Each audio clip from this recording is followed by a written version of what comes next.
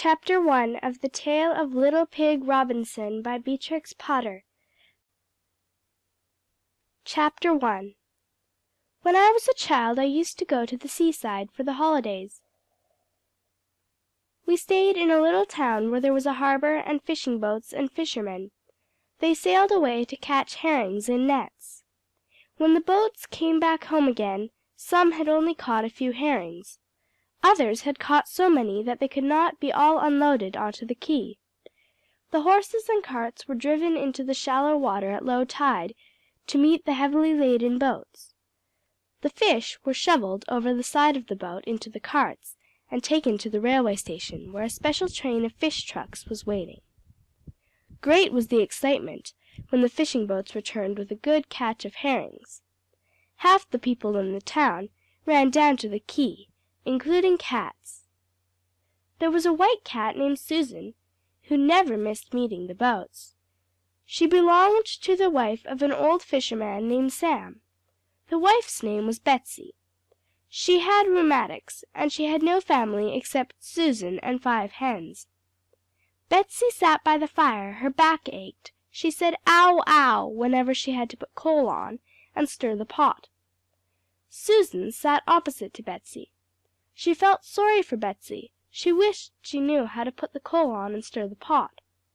All day long they sat by the fire while Sam was away fishing. They had a cup of tea and some milk. "Susan," said Betsy, "I can hardly stand up. Go to the front gate and look out for master's boat." Susan went out and came back. 3 or 4 times she went out into the garden. At last, late in the afternoon, she saw the sails of the fishing fleet coming in over the sea. "Go down to the harbor. Ask master for 6 herrings. I will cook them for supper. Take my basket, Susan." Susan took the basket. Also, she borrowed Betsy's bonnet and a little plaid shawl. I saw her hurrying down to the harbor. Other cats were coming out of the cottages, and running down the steep streets that lead to the seafront. Also ducks. I remember that they were most peculiar ducks with topknots that looked like tam o' shanter caps. Everybody was hurrying to meet the boats, nearly everybody. I only met one person, a dog called Stumpy, who was going the opposite way. He was carrying a paper parcel in his mouth. Some dogs do not care for fish.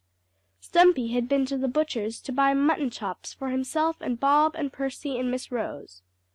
Stumpy was a large, serious, well-behaved brown dog with a short tail.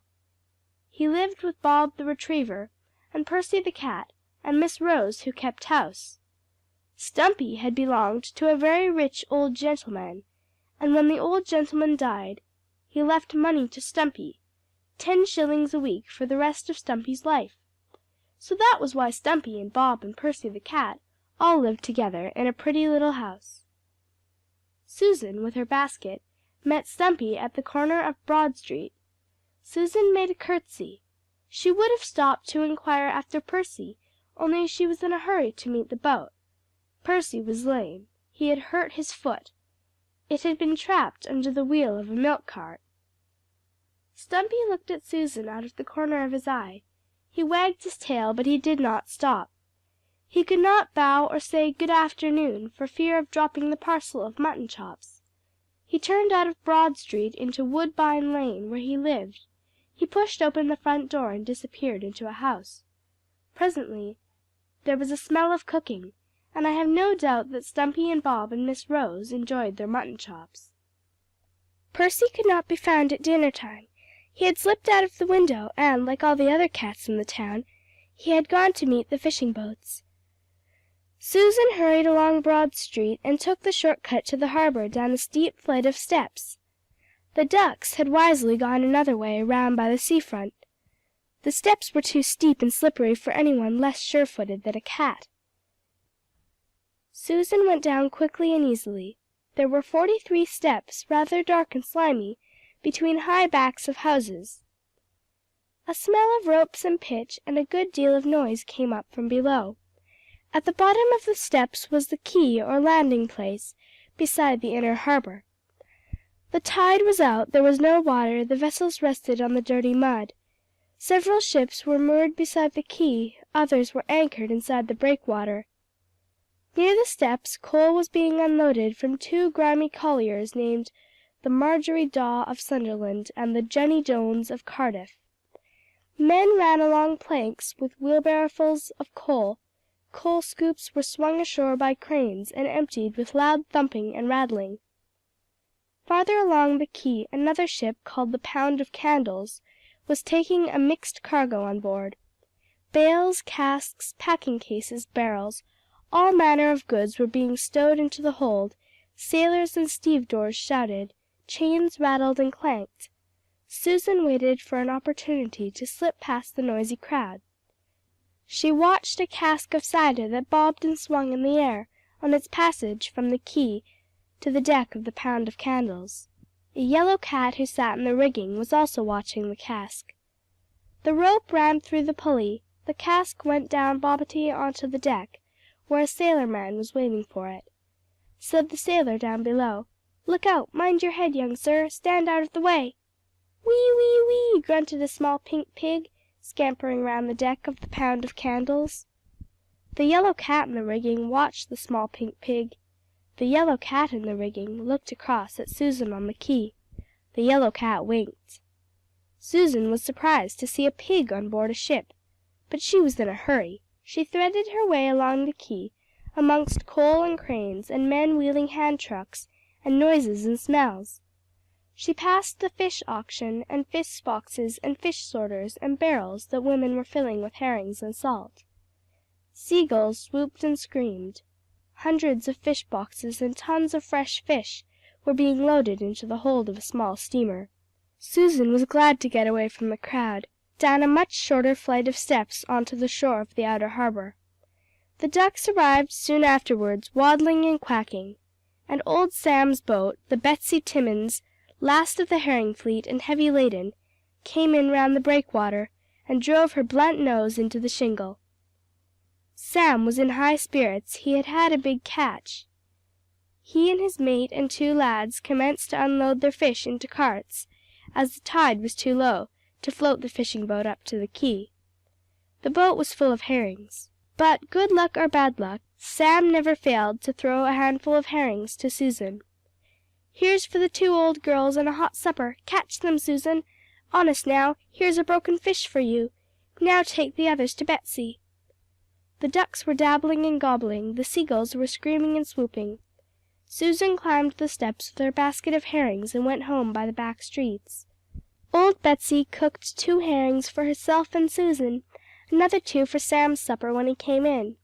Then she went to bed with a hot bottle wrapped in a flannel petticoat to help her rheumatics. Sam ate his supper and smoked a pipe by the fire, and then he went to bed. But Susan sat a long time by the fire considering. She considered many things: fish, and ducks, and Percy with a lame foot, and dogs that eat mutton chops, and the yellow cat on the ship, and the pig. Susan thought it strange to see a pig upon a ship called the Pound of Candles. The mice peeped out under the cupboard door. The cinders fell together on the hearth. Susan purred gently in her sleep, and dreamed of fish and pigs. She could not understand that pig on board a ship, but I know all about him. End of chapter 1.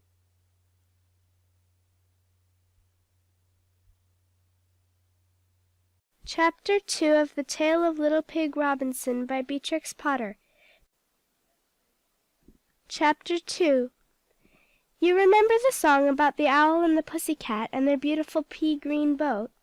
How they took some honey and plenty of money wrapped up in a 5-pound note? They sailed away for a year and a day to the land where the bong tree grows. And there in a wood a piggy-wig stood with a ring at the end of his nose with a ring at the end of his nose. Now I am going to tell you the story of that pig, and why he went to live in the land of the bong tree. When that pig was little he lived in Devonshire with his aunts, Miss Dorcas and Miss Porkis, at a farm called Piggery Porcombe. Their cosy thatched cottage was in an orchard at the top of a steep red Devonshire lane. The soil was red, the grass was green, and far away below in the distance they could see red cliffs and a bit of bright blue sea. Ships with white sails sailed over the sea into the harbour of Stymouth. I have often remarked that Devonshire farms have very strange names. If you had ever seen Piggery Porcombe, you would think that the people who lived there were very queer too. Aunt Dorcas was a stout speckled pig who kept hens. Aunt Porcus was a large, smiling black pig who took in washing. We shall not hear very much about them in this story. They led prosperous, uneventful lives, and their end was bacon. But their nephew Robinson had the most peculiar adventures that ever happened to a pig. Little Pig Robinson was a charming little fellow, pinky white with small blue eyes, fat cheeks and a double chin and a turned-up nose, with a real silver ring in it. Robinson could see that ring if he shut one eye and squinted sideways. He was always contented and happy. All day long he ran about the farm, singing little songs to himself and grunting wee wee wee. His aunts missed those little songs sadly after Robinson had left them. "Wee wee wee," he answered when anybody spoke to him. "Wee wee wee," listening with his head on one side and one eye screwed up. Robinson's old aunts fed him and petted him and kept him on the trot. "Robinson, Robinson," called Aunt Dorcas, "come quick, I hear a hen clucking. Fetch me the egg, don't break it now." "Wee wee wee," answered Robinson like a little Frenchman. "Robinson, Robinson, I've dropped a clothes peg. Come and pick it up for me," called Aunt Porcus from the drying green, she being almost too fat to stoop down and pick up anything. "Wee wee wee," answered Robinson. Both the aunts were very, very stout, and the stiles in the neighbourhood of Stymouth are narrow. The footpath from Piggery Porcombe crosses many fields, a red trodden track between short green grass and daisies.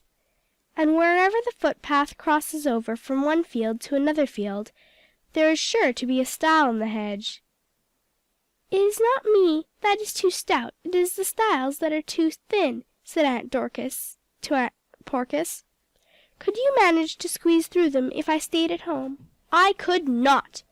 Not for 2 years I could not," replied Aunt Porcus.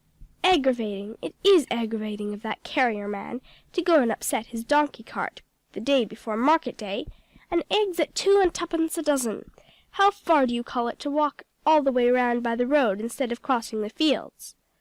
"4 miles if it's 1," sighed Aunt Porcus, "and me using my last bit of soap. How ever shall we get our shopping done? The donkey says the cart will take a week to mend." "Don't you think you could squeeze through the stiles if we went before dinner?" "No, I don't. I would stick fast, and so would you." "Don't you think we might venture?" commenced Aunt Dorcas. "Venture to send Robinson by the footpath to Stymouth?" finished Aunt Porcus. "Wee wee wee," answered Robinson. "I scarcely like to send him alone, though he is sensible for his size." "Wee wee wee," answered Robinson. "But there is nothing else to be done," said Aunt Dorcas. So Robinson was popped into the wash tub with the last bit of soap. He was scrubbed and dried and polished as bright as a new pin. Then he was dressed in a little blue cotton frock and knickers, and instructed to go shopping to Stymouth with a big market basket. In the basket were 2 dozen eggs, a bunch of daffodils, 2 spring cauliflowers, also Robinson's dinner of bread and jam sandwiches. The eggs and flowers and vegetables he must sell in the market, and bring back various other purchases from shopping. "Now take care of yourself in Stymouth, nephew Robinson. Beware of gunpowder, and ship's cooks, and pantechnicons, and sausages, and shoes, and ships, and sealing wax. Remember the blue bag, the soap, the darning wool, what was that other thing?" said Aunt Dorcas. "The darning wool, the soap, the blue bag, the yeast, what was the other thing?" said Aunt Porcus. "Wee wee wee," answered Robinson. "The blue bag, the soap, the yeast, the darning wool, the cabbage seed, that's 5, and there ought to be 6. It was 2 more than 4, because it was too many to tie knots in the corners of his hanky to remember by.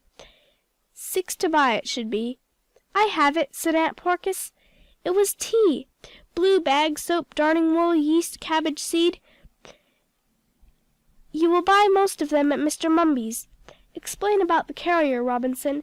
Tell him we will bring the washing and some more vegetables next week." "Wee, wee, wee!" answered Robinson, setting off with the big basket. Aunt Dorcas and Aunt Porcus stood in the porch. They watched him safely out of sight, down the field, and through the first of the many stiles. When they went back to their household tasks they were grunty and sappy with each other, because they were uneasy about Robinson. "I wish we had not let him go. You and your tiresome blue bag," said Aunt Dorcas. "Blue bag, indeed! It was your darning wool and eggs," grumbled Aunt Porcus. "Bother that carrier man and his donkey cart! Why could he not keep out of the ditch until after market day?"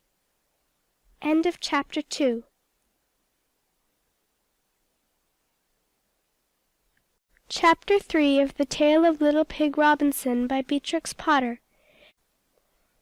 Chapter 3 The walk to Stymouth was a long one, in spite of going by the fields, but the footpath ran downhill all the way, and Robinson was merry. He sang his little song for joy of the fine morning, and he chuckled, "Wee, wee, wee!" Larks were singing too, high overhead. And higher still, high up against blue sky, the great white gulls sailed in wide circles. Their hoarse cries came softened back to earth from a great way up above. Important rooks and lively jackdaws strutted about the meadows amongst the daisies and buttercups. Lambs skipped and baaed. The sheep looked round at Robinson. "Mind yourself in Stymouth, little pig," said a motherly ewe. Robinson trotted on until he was out of breath and very hot. He had crossed 5 big fields, and ever so many stiles, stiles with steps, ladder stiles, stiles of wooden posts. Some of them were very awkward with a heavy basket. The farm of Piggery Porcombe was no longer in sight when he looked back. In the distance before him, beyond the farmlands and cliffs, never any nearer, the dark blue sea rose like a wall. Robinson sat down to rest beside a hedge in a sheltered, sunny spot. Yellow pussy-willow catkins were in flower above his head. There were primroses in hundreds on the bank, and a warm smell of moss and grass and steaming moist red earth. "If I eat my dinner now I shall not have to carry it. Wee, wee, wee!" said Robinson. The walk had made him so hungry he would have liked to eat an egg as well as the jam sandwiches, but he had been too well brought up. "It would spoil the dozen," said Robinson. He picked a bunch of primroses and tied them up with a bit of darning wool that Aunt Dorcas had given him for a pattern. "I will sell them in the market for my very own self, and buy sweeties with my pennies. How many pennies have I got?" said Robinson, feeling his pocket. "One from Aunt Dorcas, and one from Aunt Porcus, and one for my primroses for my very own self. Oh, wee, wee, wee! There is somebody trotting along the road. I shall be late for market." Robinson jumped up and pushed his basket through a very narrow stile where the footpath crossed into the public road. He saw a man on horseback. Old Mr. Pepperell came up, riding a chestnut horse with white legs. His 2 tall greyhounds ran before him.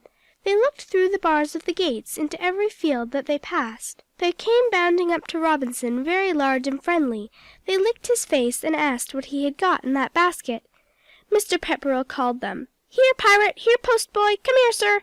He did not wish to be answerable for the eggs. The road had recently been covered with sharp new flints. Mr. Pepperell walked the chestnut horse on the grass edge, and talked to Robinson. He was a jolly old gentleman, very affable, with a red face and white whiskers. All the green fields and red ploughland between Stymouth and Piggery Porcombe belonged to him. "Hullo, hullo! And where are you off to, little pig Robinson?" "Please, Mr. Pepperell, sir, I'm going to market. Wee, wee, wee!" said Robinson. "What? All by yourself? Where are Miss Dorcas and Miss Porcus? Not ill, I trust?" Robinson explained about the narrow stiles. "Dear, dear! Too fat, too fat! So you are going all alone? Why don't your aunts keep a dog to run errands?" Robinson answered all Mr. Pepperell's questions very sensibly and prettily. He showed much intelligence, and quite a good knowledge of vegetables for one so young. He trotted along almost under the horse, looking up at its shiny chestnut coat, and the broad white girth, and Mr. Pepperell's gaiters and brown leather boots. Mr. Pepperell was pleased with Robinson. He gave him another penny. At the end of the flints he gathered up the reins and touched the horse with his heel. "Well, good day, little pig. Kind regards to the aunts. Mind yourself in Stymouth." He whistled for his dogs and trotted away. Robinson continued to walk along the road.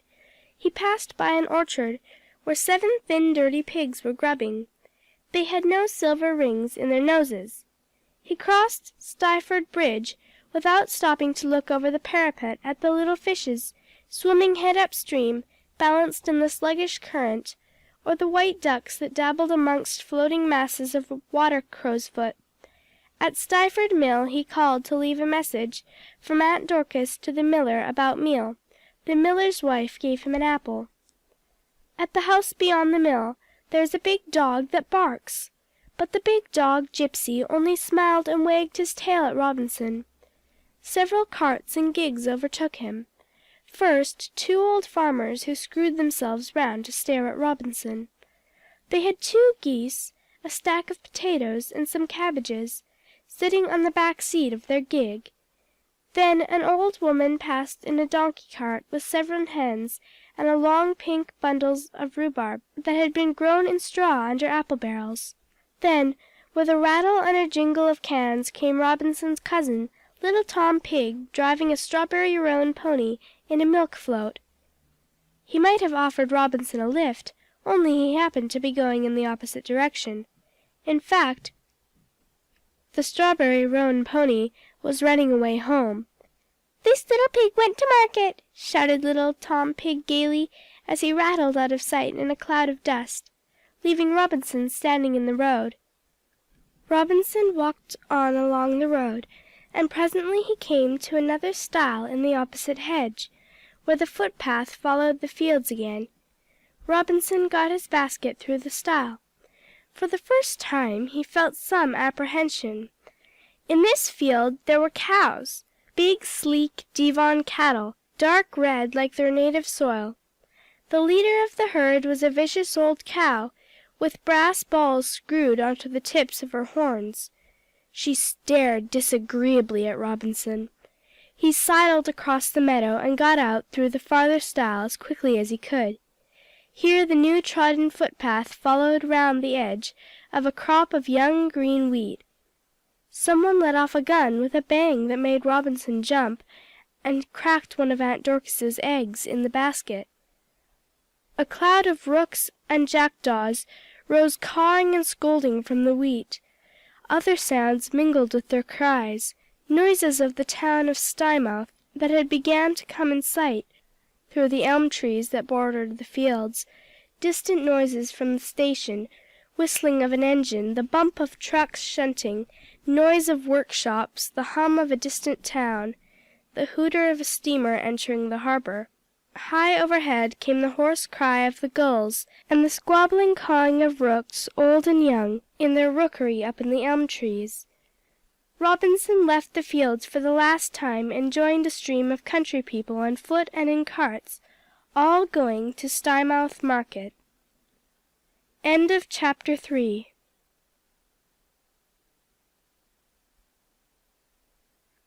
Chapter 4 of The Tale of Little Pig Robinson by Beatrix Potter.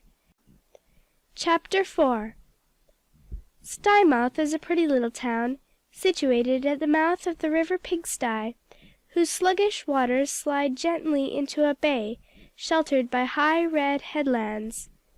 The town itself seems to be sliding downhill in a basin of hills, all slipping seaward into Stymouth harbor, which is surrounded by quays and the outer breakwater.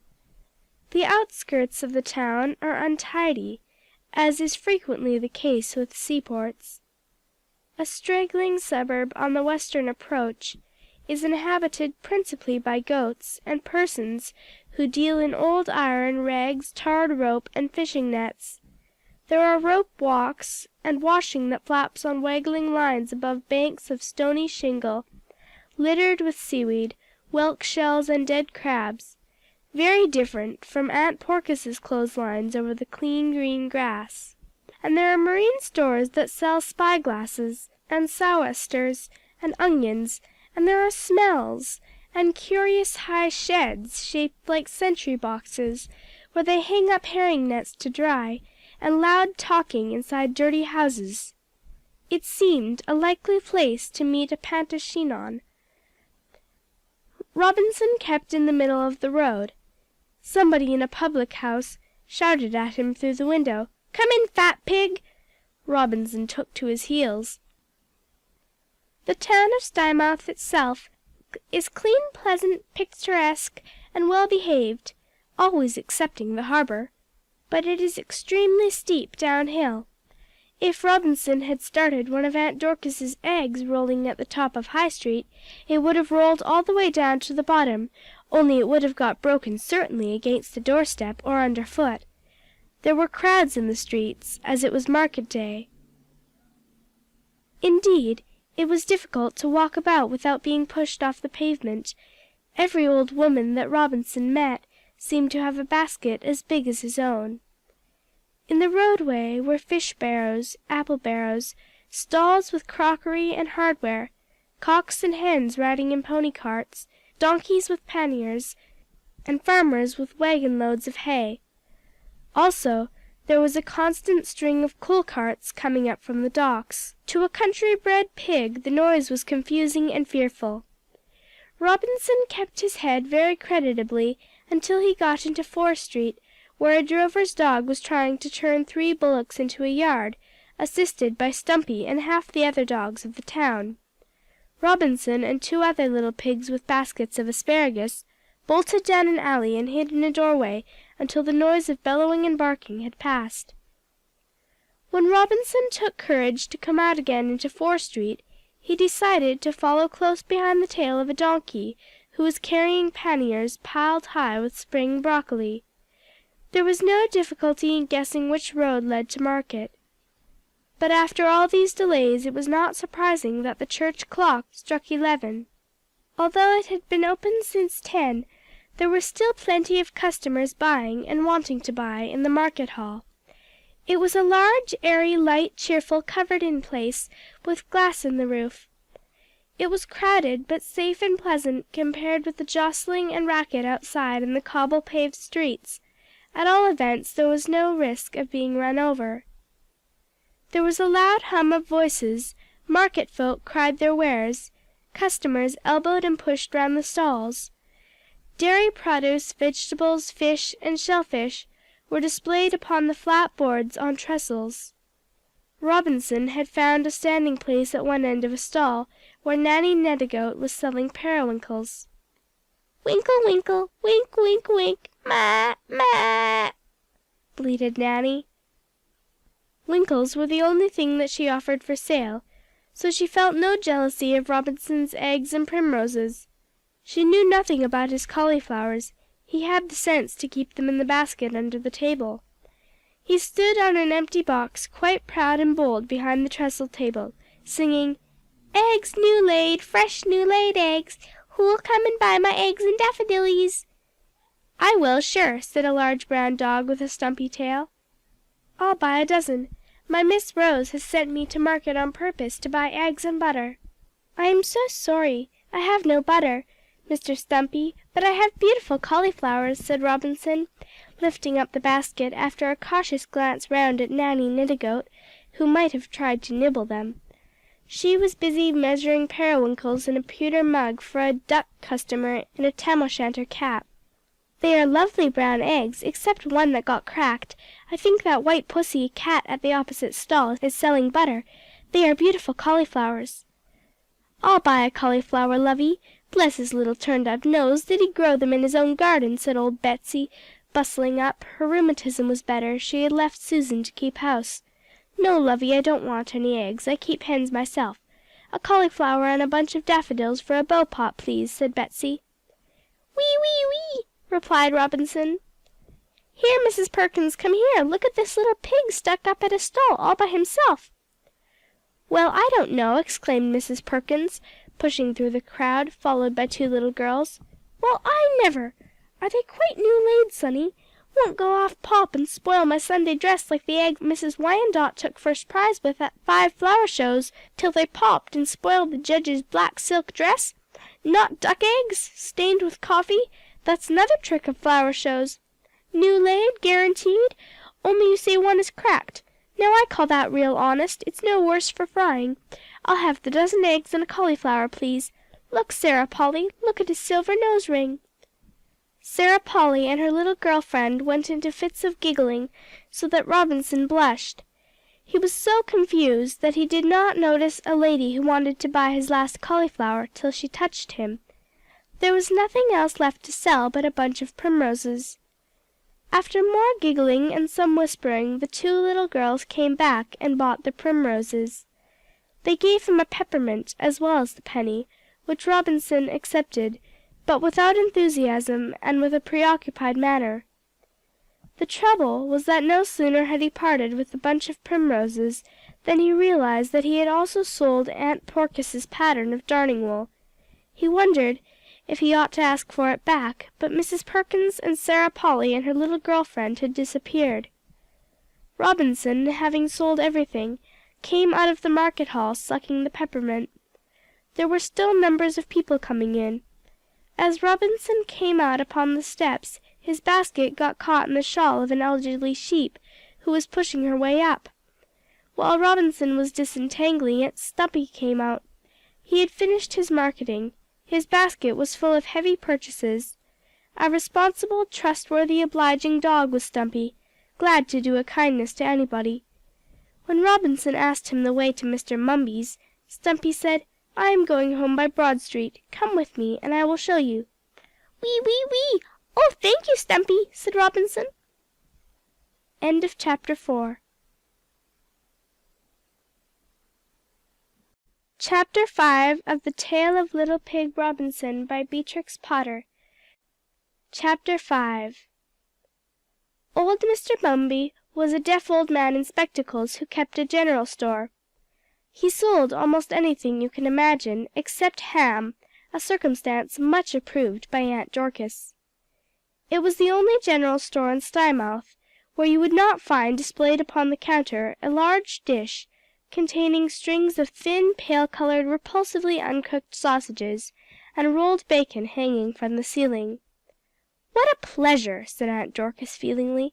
"What possible pleasure can there be in entering a shop where you knock your head against a ham that may have belonged to a dear second cousin?"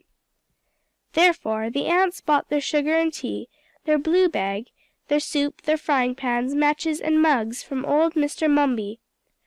All these things he sold, and many more besides, and what he did not keep in stock he would obtain to order. But yeast requires to be quite fresh. He did not sell it. He advised Robinson to ask for yeast at a baker's shop. Also, he said, it was too late in the season to buy cabbage seed. Everybody had finished sowing vegetable seeds this year. Worsted for darning he did sell, but Robinson had forgotten the color. Robinson bought 6 sticks of delightfully sticky barley sugar with his pennies, and listened carefully to Mr. Mumby's messages for Aunt Dorcas and Aunt Porkis, how they were to send some cabbages next week when the donkey cart would be mended, and how the kettle was not repaired yet, and there was a new patent box iron he would like to recommend to Aunt Porkis. Robinson said, "Wee, wee, wee," and listened, and little dog Tipkins, who stood on a stool behind the counter, tying up grocery parcels in blue paper bags, little dog Tipkins whispered to Robinson, "Were there any rats this spring in the barn at Piggery Porcombe? And what would Robinson be doing on Sunday afternoon?" "Wee, wee, wee," answered Robinson. Robinson came out of Mr. Mumby's heavily laden. The barley sugar was comforting, but he was troubled about the darning wool, the yeast, and the cabbage seed. He was looking about rather anxiously, when again he met old Betsy, who exclaimed, "Bless the little piggy! Not gone home yet? Now it must not stop in Stymouth till it gets its pocket picked." Robinson explained his difficulty about the darning wool. Kind old Betsy was ready with help. "Why, I noticed the wool round the little primrose posy. It was blue-gray color like the last pair of socks that I knitted for Sam. Come with me to the wool shop. Fleecy Flock's wool shop. I remember the color, well I do," said Betsy. Mrs. Flock was the sheep that had run against Robinson. She had bought herself 3 turnips and come straight home from market, for fear of missing customers while her shop was locked up. Such a shop! Such a jumble! Wool all sorts of colors, thick wool, thin wool, fingering wool, and rug wool, bundles and bundles all jumbled up, and she could not put her hoof on anything. She was so confused and slow at finding things that Betsy got impatient. "No, I don't want wool for slippers. Darning wool, Fleecy, darning wool. Same color as I bought for my Sam's socks. Bless me, no, not knitting needles. Darning wool." "Ba, ba, did you say white or black, 3-ply, was it?" "Oh dear me, gray darning wool on cards, not heather mixture." "I know I have it somewhere," said Fleecy Flock helplessly, jumbling up the skeins and bundles. "Sim Ram came in this morning with part of the Hampton clip. My shop is completely cluttered up." It took half an hour to find the wool. If Betsy had not been with him, Robinson never would have got it. "It's that late, I must go home," said Betsy. "My Sam is on shore today for dinner. If you take my advice you will leave that big heavy basket with the Miss Goldfinches, and hurry with your shopping. It's a long uphill walk home to Piggery Porcombe." Robinson, anxious to follow old Betsy's advice, walked toward the Miss Goldfinches. On the way he came to a baker's, and he remembered the yeast. It was not the right sort of baker's, unfortunately. There was a nice bakery smell and pastry in the window, but it was an eating house or cook shop. When he pushed the swing door open, a man in an apron and a square white cap turned round and said, "Hullo, is this a pork pie walking on its hind legs?" And 4 rude men at a dining table burst out laughing. Robinson left the shop in a hurry. He felt afraid to go into any other baker's shop. He was looking wistfully into another window in Fore Street when Stumpy saw him again. He had taken his own basket home and come out on another errand. He carried Robinson's basket in his mouth and took him to a very safe baker's, where he was accustomed to buy dog biscuits for himself. There Robinson purchased Aunt Dorcas's yeast at last. They searched in vain for cabbage seed. They were told that the only likely place was a little store on the quay kept by a pair of wagtails. "It is a pity I cannot go with you," said Stumpy. "My Miss Rose has sprained her ankle. She sent me to fetch 12 postage stamps, and I must take them home to her before the post goes out." "Do not try to carry this heavy basket down and up the steps. Leave it with the Miss Goldfinches." Robinson was very grateful to Stumpy.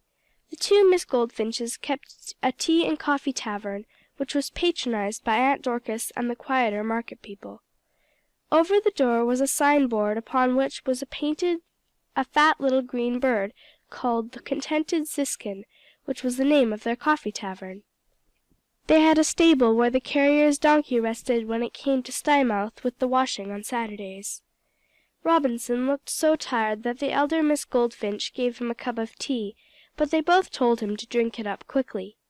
"Wee, wee, wee! Yawk, yawk!" said Robinson, scalding his nose. In spite of their respect for Aunt Dorcas, the Miss Goldfinches disapproved of his solitary shopping, and they said that the basket was far too heavy for him.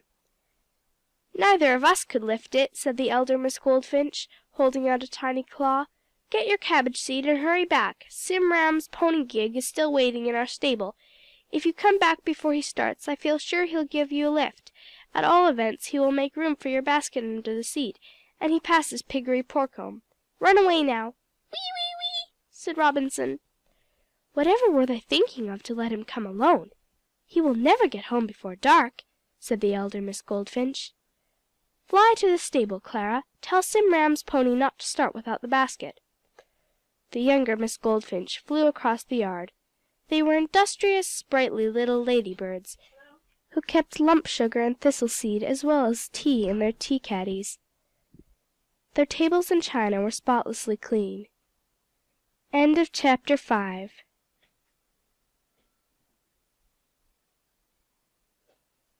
Chapter 6 of the Tale of Little Pig Robinson by Beatrix Potter. Chapter 6 Stymouth was full of inns, too full. The farmers usually put up their horses at the Black Bull or the Horse and Farrier. The smaller market people patronized the Pig and Whistle. There was another inn called the Crown and Anchor at the corner of Fore Street. It was much frequented by seamen. Several were lounging about the door with their hands in their pockets. One sailor man in a blue jersey sauntered across the road, staring very hard at Robinson. Said he, "I say, little pig, do you like snuff?" Now if Robinson had a fault, it was that he could not say no, not even to a hedgehog stealing eggs. As a matter of fact, snuff or tobacco made him sick.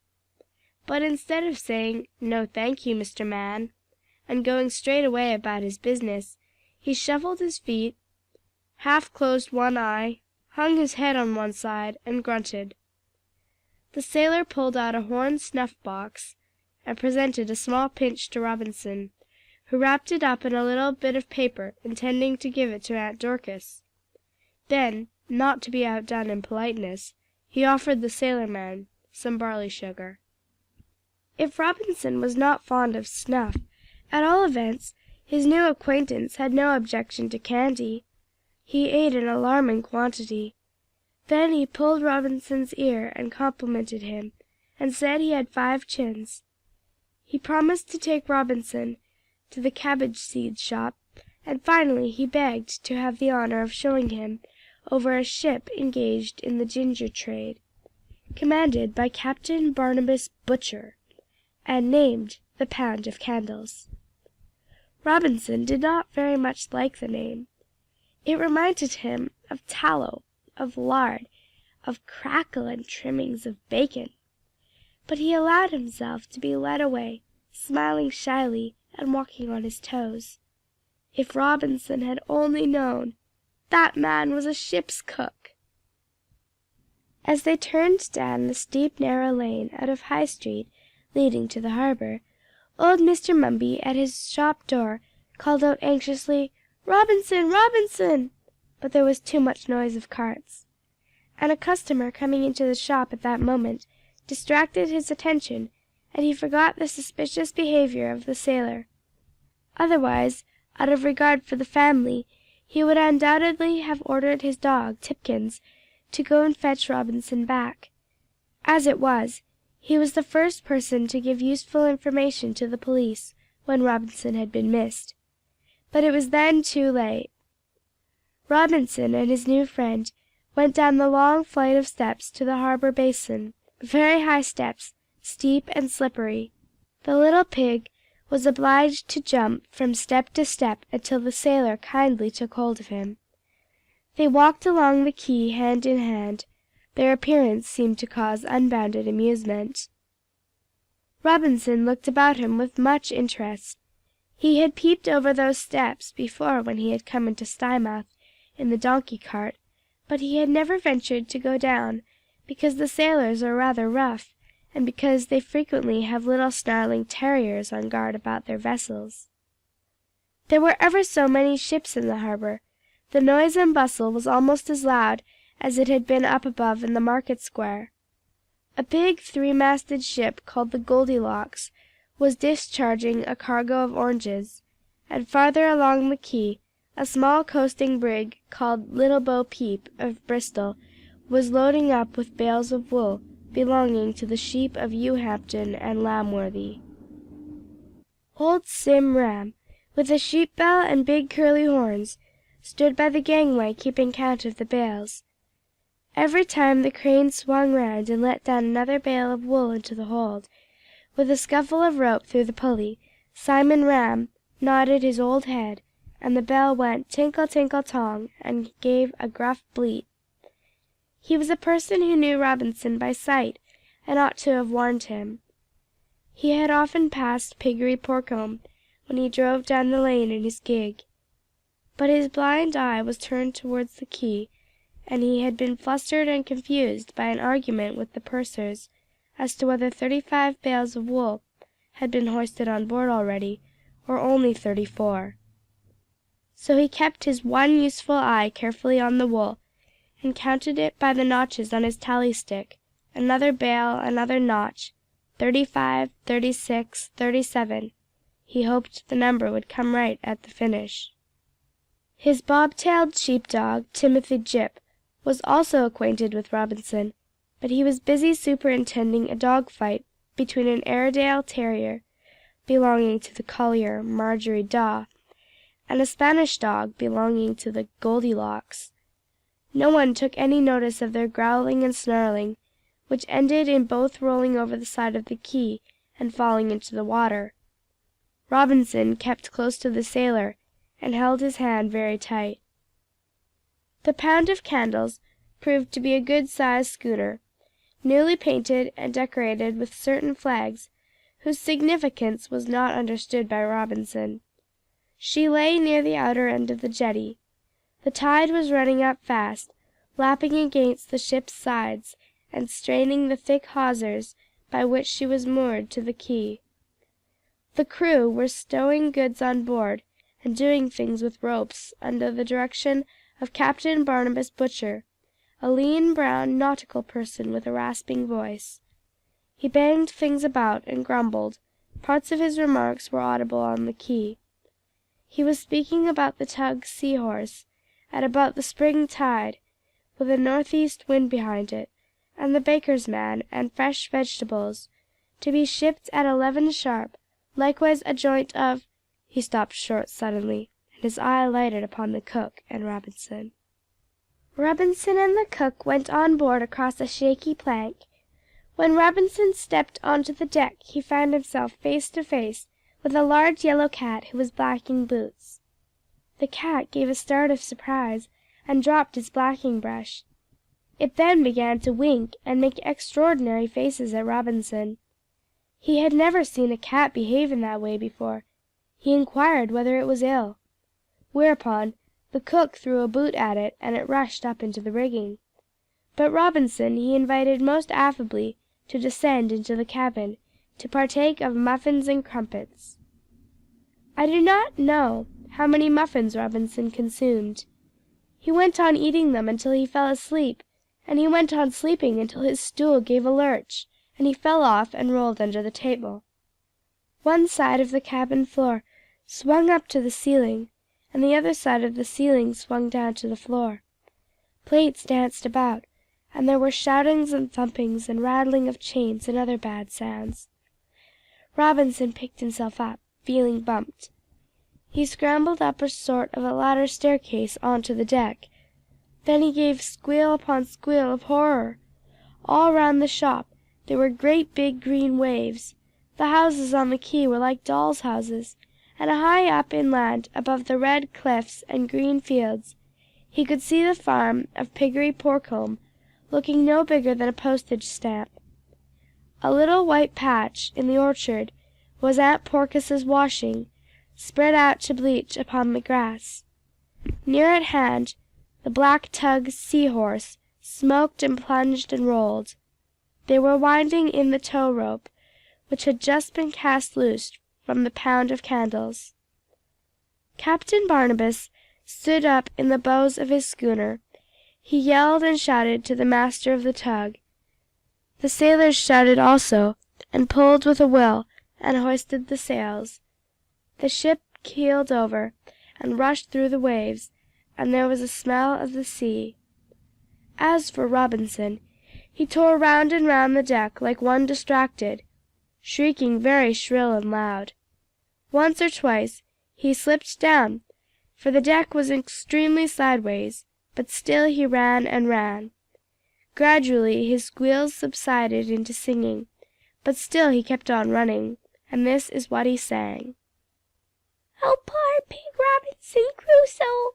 Oh, how in the world could they do so? They have set him afloat in a horrible boat! Oh, poor pig Robinson Crusoe!" The sailors laughed until they cried, but when Robinson had sung that same verse about 50 times, and upset several sailors by rushing between their legs, they began to get angry. Even the ship's cook was no longer civil to Robinson. On the contrary, he was very rude indeed.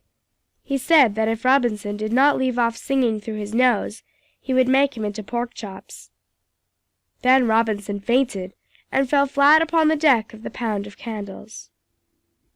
End of chapter 6.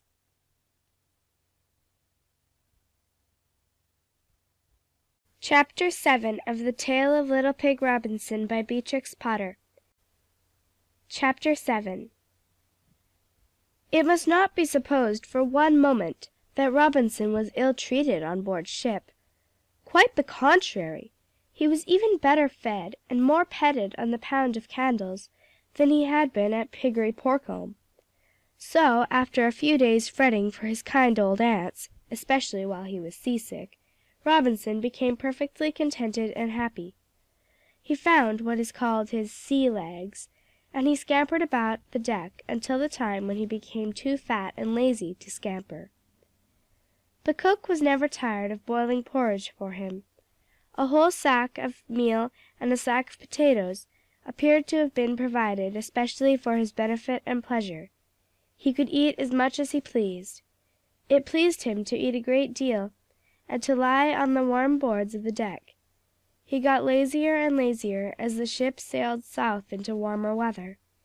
The mate made a pet of him, the crew gave him tidbits, the cook rubbed his back and scratched his sides. His ribs could not be tickled, because he had laid so much fat on. The only persons who refused to treat him as a joke were the yellow tomcat and Captain Barnabas Butcher, who was of a sour disposition. The attitude of the cat was perplexing to Robinson. Obviously it disapproved of the maize meal porridge business, and it spoke mysteriously about the impropriety of greediness and about the disastrous results of overindulgence. But it did not explain what those results might be, and as the cat itself cared neither for yellow meal nor taties, Robinson thought that its warnings might arise from prejudice. It was not unfriendly. It was mournful and foreboding. The cat itself was crossed in love. Its morose and gloomy outlook upon life was partly the result of separation from the owl. That sweet hen bird, a snowy owl of Lapland, had sailed upon a northern whaler, bound for Greenland, whereas the pound of candles was heading for the tropic seas. Therefore the cat neglected its duties, and was upon the worst of terms with the cook. Instead of blacking boots and valeting the captain, it spent its days and nights in the rigging serenading the moon. Between times it came down on deck and remonstrated with Robinson. It never told him plainly why he ought not to eat so much, but it referred frequently to a mysterious date, which Robinson could never remember, the date of Captain Butcher's birthday, which he celebrated annually by an extra good dinner. "That's what they are saving up apples for. The onions are done, sprouted with the heat. I heard Captain Barnabas tell the cook that onions were of no consequence as long as there were apples for sauce." Robinson paid no attention. In fact, he and the cat were both on the side of the ship, watching a shoal of silvery fishes. The ship was completely becalmed. The cook strolled across the deck to see what the cat was looking at, and exclaimed joyfully at the sight of fresh fish. Presently half the crew were fishing. They baited their lines with bits of scarlet wool and bits of biscuit, and the boatswain had a successful catch on a line baited with a shiny button. The worst of button fishing was that so many fish dropped off while being hauled on deck. Consequently, Captain Butcher allowed the crew to launch the jolly boat, which was let down from some iron contraption called the davits on to the glassy surface of the sea. 5 sailors got into the boat. The cat jumped in also. They fished for hours. There was not a breath of wind. In the absence of the cat, Robinson fell asleep peacefully upon the warm deck. Later he was disturbed by the voices of the mate and the cook, who had not gone fishing. The former was saying, "I don't fancy loin of pork with sunstroke, cookie. Stir him up, or else throw a piece of sailcloth over him. I was bred on a farm myself. Pigs should never be let sleep in a hot sun." "As why?" inquired the cook. "Sunstroke," replied the mate. "Likewise it scorches the skin, Makes it peely like, spoils the look of the crackling."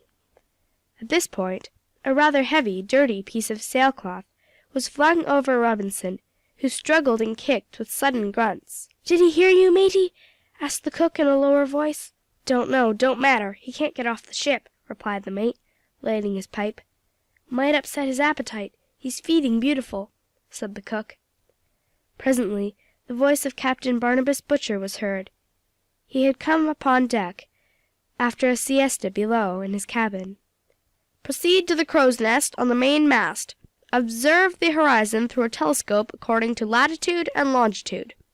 We ought to be amongst the archipelago by chart and compass," said the voice of Captain Butcher. It reached the ears of Robinson through the sailcloth in muffled tones, but peremptory, although it was not so received by the mate, who occasionally contradicted the captain when no one else was listening. "My corns are very painful," said the mate. "Send the cat up," ordered Captain Barnabas briefly. "The cat is out in the boat fishing." "Fetch him in, then," said Captain Barnabas, losing his temper. "He has not blacked my boots for a fortnight." He went below, that is, down a stepladder into his cabin, where he proceeded to work out the latitude and longitude again, in search of the archipelago. "It's to be hoped that he mends his temper before next Thursday, or he won't enjoy roast pork," said the mate to the cook. They strolled to the other end of the deck, to see what fish had been caught. The boat was coming back. As the weather was perfectly calm, it was left overnight upon the glassy sea, tied below a porthole or ship's window at the stern of the Pound of Candles. The cat was sent up the mast with a telescope. It remained there for some time. When it came down it reported quite untruthfully that there was nothing in sight. No particular watch or lookout was kept that night upon the Pound of Candles, because the ocean was so calm. The cat was supposed to watch, if anybody did. All the rest of the ship's company played cards.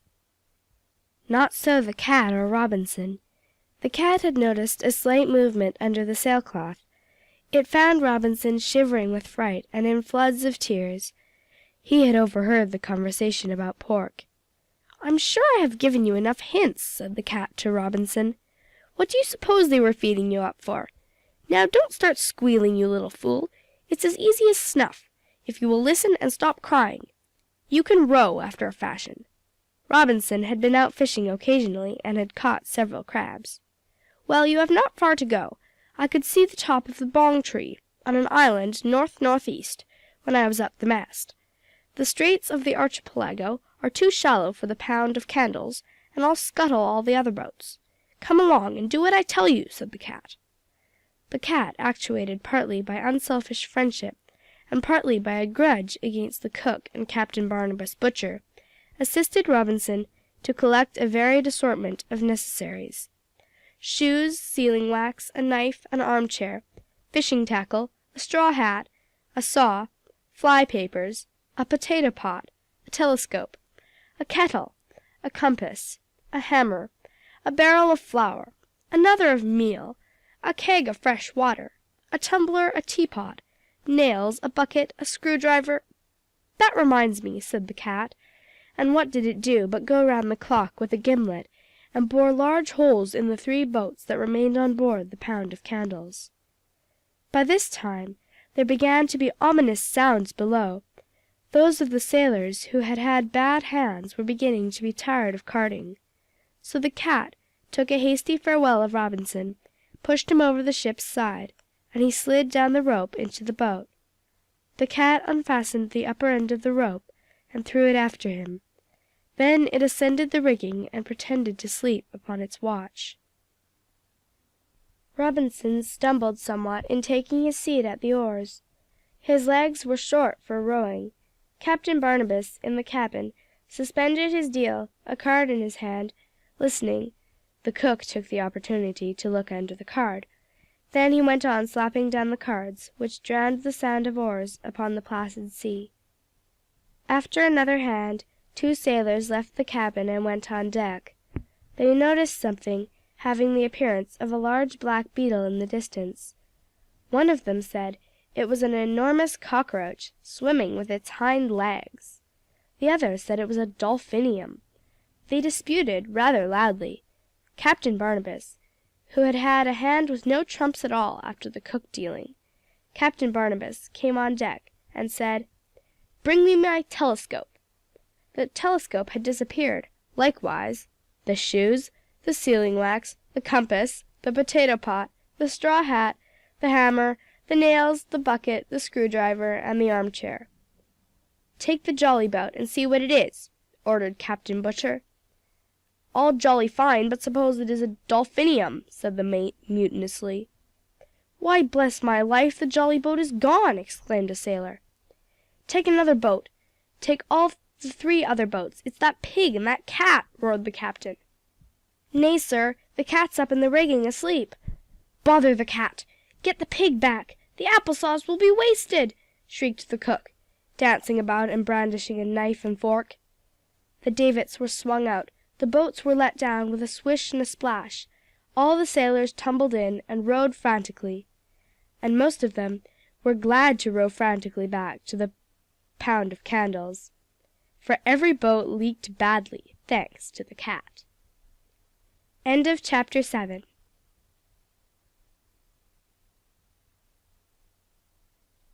Chapter 8 of The Tale of Little Pig Robinson by Beatrix Potter. Chapter 8. Robinson rowed away from the pound of candles. He tugged steadily at the oars. They were heavy for him. The sun had set, but I understand that in the tropics (I have never been there) there is a phosphorescent light upon the sea.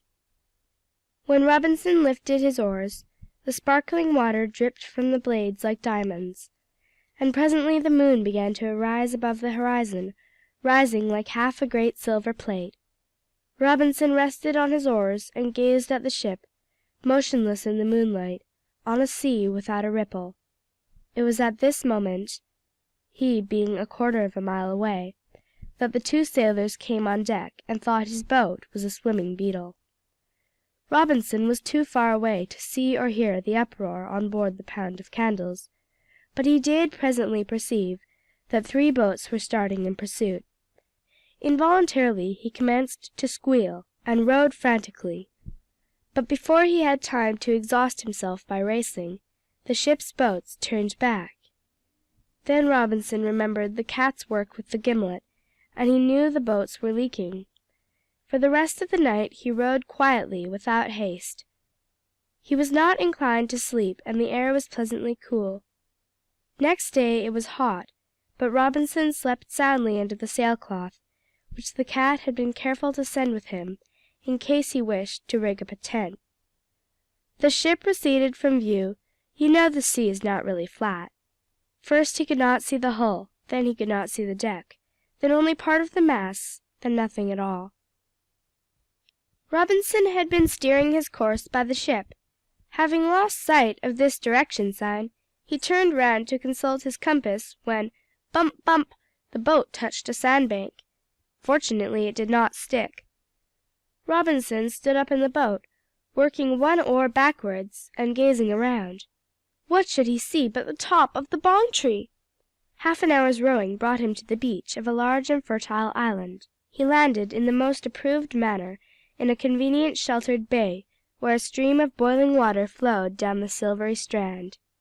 The shore was covered with oysters.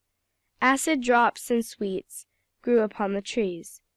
Yams, which are a sort of sweet potato, abounded ready cooked. The breadfruit tree grew iced cakes and muffins ready baked, so no pig need sigh for porridge. Overhead towered the bong tree. If you want a more detailed description of the island, you must read Robinson Crusoe. The island of the bong tree was very like Crusoe's, only without its drawbacks. I have never been there myself, so I rely upon the report of the owl and the pussy-cat, who visited it 18 months later, and spent a delightful honeymoon there. They spoke enthusiastically about the climate, only it was a little too warm for the owl.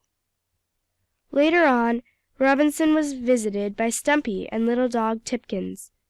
They found him perfectly contented and in the best of good health. He was not at all inclined to return to Steinmouth. For anything I know, he may be living there still, upon the island. He grew fatter and fatter and more fatterer, and the ship's cook never found him. Chapter 8. End of the Tale of Little Pig Robinson by Beatrix Potter. For more information or to volunteer, please visit legamoose.eu.